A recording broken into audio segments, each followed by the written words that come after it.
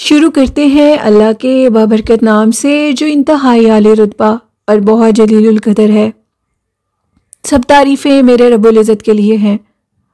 सलातो वस्सलामु अलैका या सय्यदी या रसूल अल्लाह सल्लल्लाहु अलैहि वसल्लम।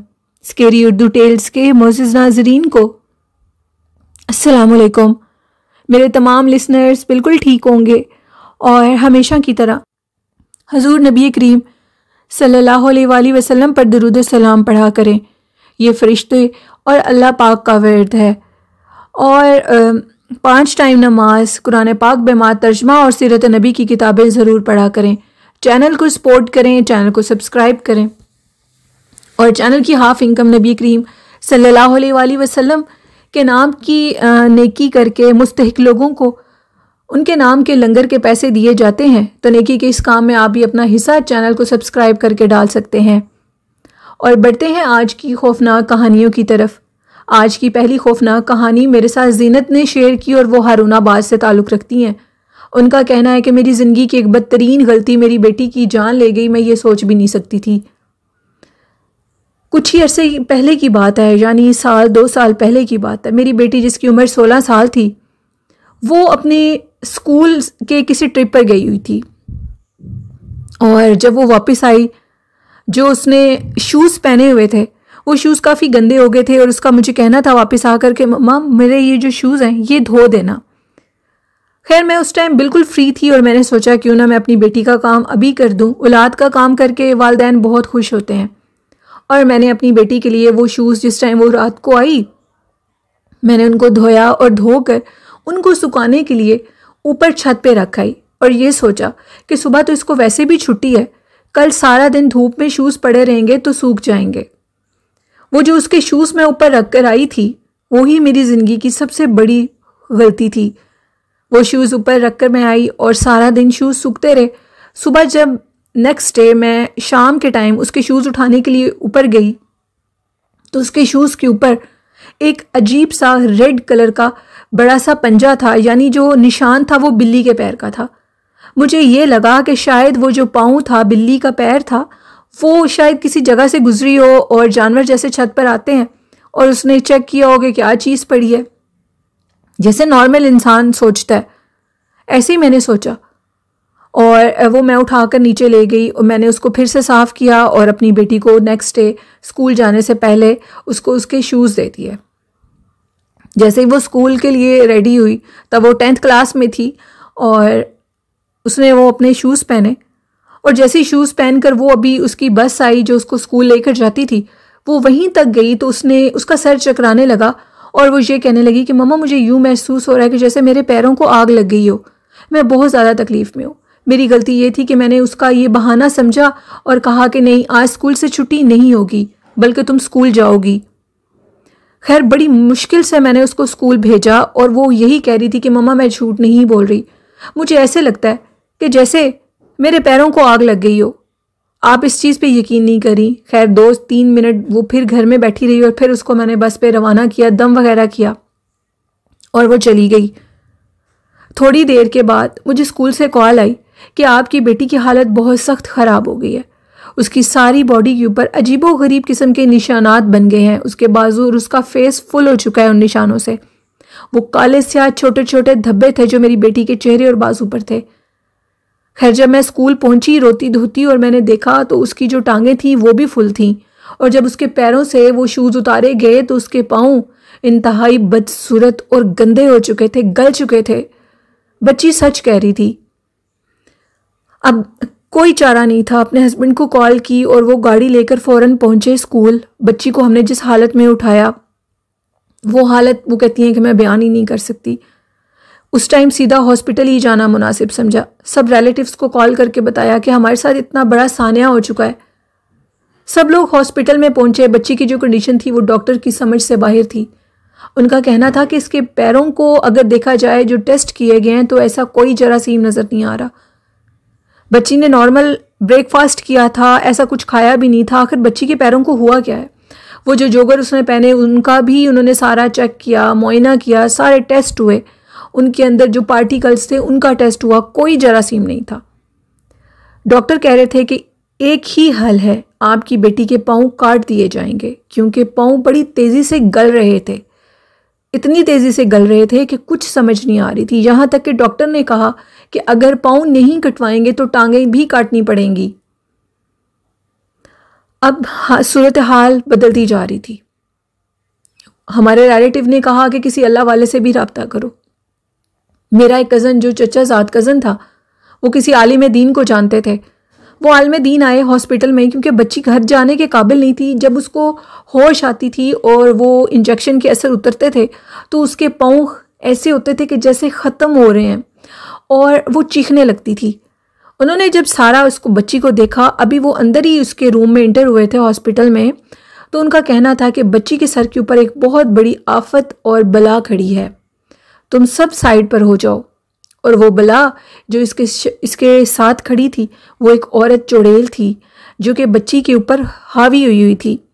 हमने ये बात सुनी और एक दूसरे को देखने लगे और उनका पहला लफ्ज़ ये था कि कहीं गलती से ये जो मखलूक इसके सर पे खड़ी है, तुम लोगों ने इधर कोई चीज़ तो नहीं इसके पास रखी या बच्ची से कोई गलती तो नहीं हुई।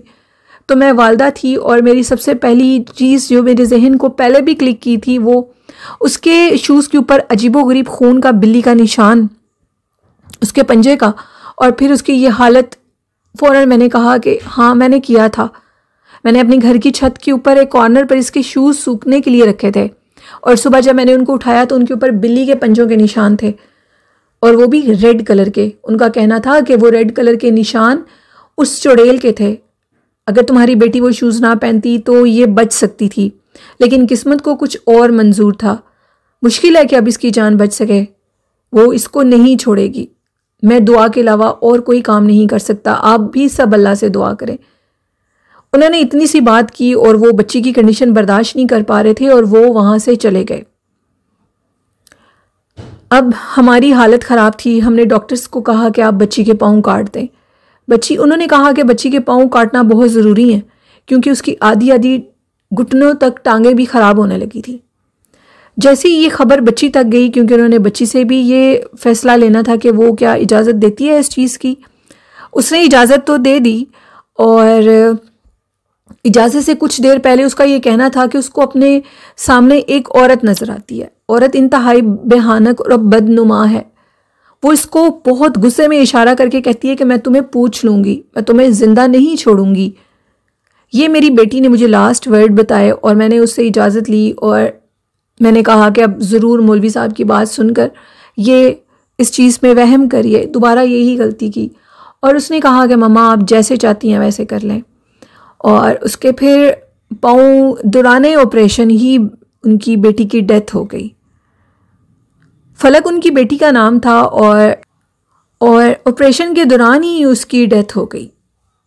कुछ समझ नहीं आई। डॉक्टर कहते कि वो जैसी सर्जरी उसकी हो गई और उसके ऊपर वो कहते हैं कि उसके जो ज़ख़म थे उनके ऊपर पट्टियाँ वगैरह कर रहे थे, तो उसी दौरान आपकी बेटी को हार्ट अटैक हुआ और उसकी डेथ हो गई। अब डॉक्टर्स का ये कहना था कि बच्ची ये सदमा बर्दाश्त नहीं कर सकी, जबकि मसला कोई और था। मसला ये था कि मेरी बेटी के ऊपर जिन्नात ने अटैक किया था, उसकी जान को ख़तरा दिया और उसको इस दुनिया से वो चली गई। मसला यही था कि मुझसे भी ये गलती हुई कि मैंने अपने घर के जिस कॉर्नर में वो शूज़ रखे थे, शायद वो जिन्नात का मस्कन था, वहाँ पर जिन्नात रहते थे और उन्होंने मेरी बेटी की जान ले ली। वो एक ऐसी सख्त मखलूक थी जिसको अक्सर हम अपनी घर की छत पे देखा करते थे, लेकिन एक नॉर्मल चीज़ थी। जैसे तमाम घरों में जिन्नात होते हैं, चुड़ैलें आफतें जो कुछ भी वो होती हैं, इसी तरह की नॉर्मलाइज चीज़ समझकर मैंने भी अपने घर में हम सब कुछ करते थे, हर चीज़ छत पे कपड़े रखना ये वो। लेकिन इस तरह का हादसा तो शायद हम सोच भी नहीं सकते थे जो हमारी बेटी के साथ हुआ। ये तो तसव्वुर भी नहीं कर सकते थे।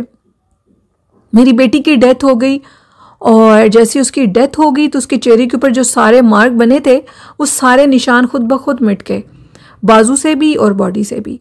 लेकिन ये जो सानिया हमारी ज़िंदगी में हुआ और क्यों हुआ इसकी वजह भी मैंने आपको बताई, ये मैं कभी नहीं भूल सकती।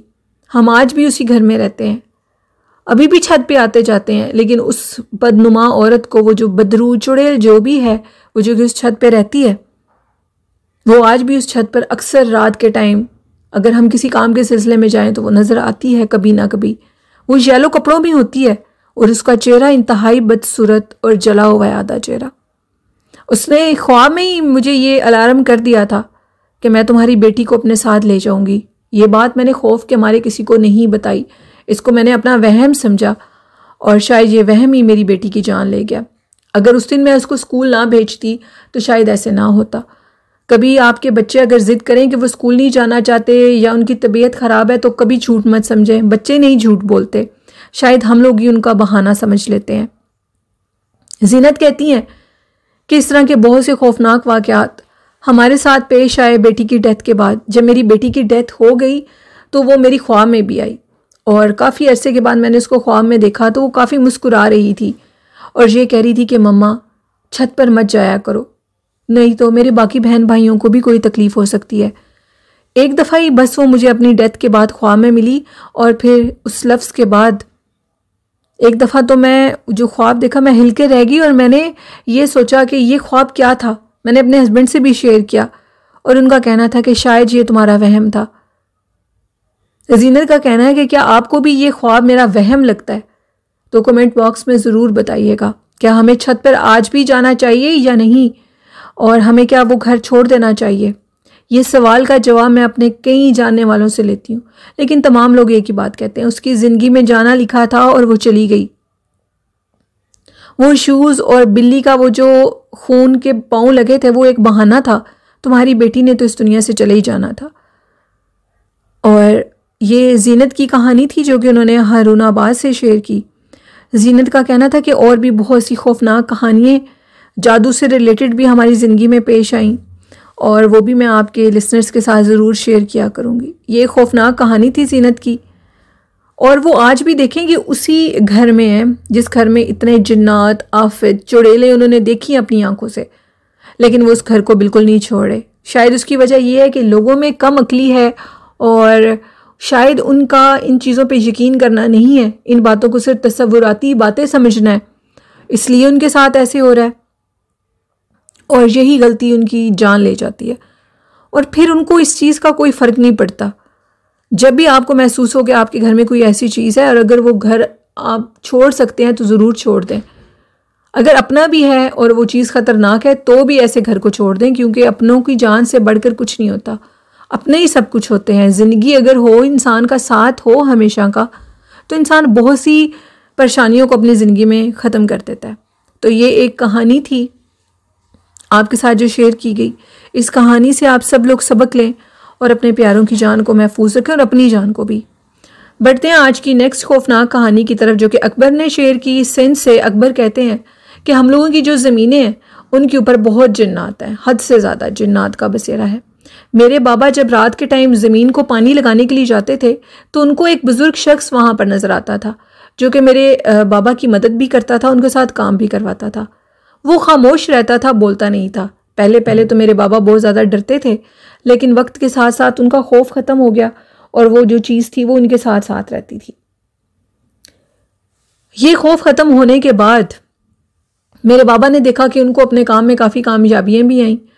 वो मखलूक उनको अक्सर नज़र आती थी। वो एक बुज़ुर्ग शख्स था, वो दिखने में बुज़ुर्ग था, लेकिन वो जो जब उनके साथ काम करवाता था तो वो इस कदर तेज़ी से करवाता था कि शायद उसके साथ 8 से 9 नौजवान लड़के भी काम करें तो वो हार जाएं। मेरे बाबा का ये कहना था कि वो जो शख्स था वो उन्हीं के ज़मीनों के करीब एक जगह थी जहाँ पर वो उस नमूदार होता था और जब बाबा ज़मीनों का काम करके वापस जाते तो वो उनके पीछे चलता था और चलते चलते उसी जगह के ऊपर जो कि वो कहते हैं कि एक पानी की जगह थी, टैंकी, वहाँ पर कुआं नुमा जगह थी, वहाँ पर उसके अंदर वो रहता था। लेकिन वो गांव के मुख्तलिफ लोगों को नज़र आता था और वो कई लोगों की इर्द गिर्द की ज़मीन वालों की भी मदद करता था। मुख्तलिफ लोगों ने एक ही बात मेरे वाली सुनकर जब बताई तो मुझे यकीन हो गया कि वाकई ये चीज़ मददगार है, ये किसी को नुकसान नहीं देती बल्कि फ़ायदा देती है। लेकिन ये पुराने वक्त की बात थी, अब हम लोगों की बारी है तो मैंने ऐसा कभी कुछ देखा नहीं है। लेकिन वो जो कुएं की जगह है वहाँ पर हलचल ज़रूर महसूस होती है। कभी बातें करने की आवाज़ें, यूँ लगता है कि यहाँ पर एक पूरा ख़ानदान आबाद है। बच्चों की, मर्द औरत की आवाज़ें, बातें करने की, उनकी रोने की बच्चों की आवाज़ें, औरतों की डांटने की आवाज़ें, इस तरह के जैसे एक करीब एक पूरा ख़ानदान आबाद है, लेकिन वो नज़र नहीं आता। अकबर कहते हैं कि सिंध वाली साइड पर ऐसे बहुत से मामला आते हैं। रात के टाइम तो लोगों के साथ जो पानी लगाने के लिए जाते हैं उनके साथ ऐसे ऐसे मामला पेश आते हैं कि अगर आप सुने तो हैरान रह जाएं। यहाँ पर मशहूर था कि एक बच्चे को देखा जाता है, छोटा सा बच्चा जो कि उसी कुएं के अंदर से निकलता है और फिर वो ज़मीनों को जो खेती बाड़ी लोग करते थे वो सारी फसलें बर्बाद कर देता था। उसके खौफ की वजह से कि हमारा नुकसान ना हो, उसके खौफ से ज़्यादा नुकसान का खौफ था जो कि वो अपने बच्चों के लिए करते थे, फसलें बोते थे जो भी। तो वो उन्होंने फिर अपनी फसलों के इर्द गिर्द हिसार करवाया था और जो आमिल इधर आया था उसने उस बच्चे को उसी कुएं के अंदर कैद कर दिया था। लेकिन उसी के अंदर से वो बुज़ुर्ग शख्स भी निकलता था जो कि लोगों की मदद भी करता था। शायद वो बच्चा था जो कि शरारत करता था और लोगों को तंग करता था। तो ये एक शॉर्ट सा वाक़या अकबर का था। बहुत शुक्रिया अकबर। ये थी आज की खौफनाक कहानियाँ। मेरे लिसनर्स को कैसी लगी अपना फ़ीडबैक ज़रूर दिया करें और वालिदैन जैसी खूबसूरत नेमत की कदर करें, उनसे बहुत मोहब्बत और प्यार करें। नीलम को इजाज़त दीजिए। अपना और अपने वालिदैन का ख्याल रखिएगा। मुझे और मेरे वालिदैन को अपनी ढेरों दुआओं में याद रखिएगा। अल्लाह पाक आप सबका हामी और नासिर हो। अल्लाह हाफिज़।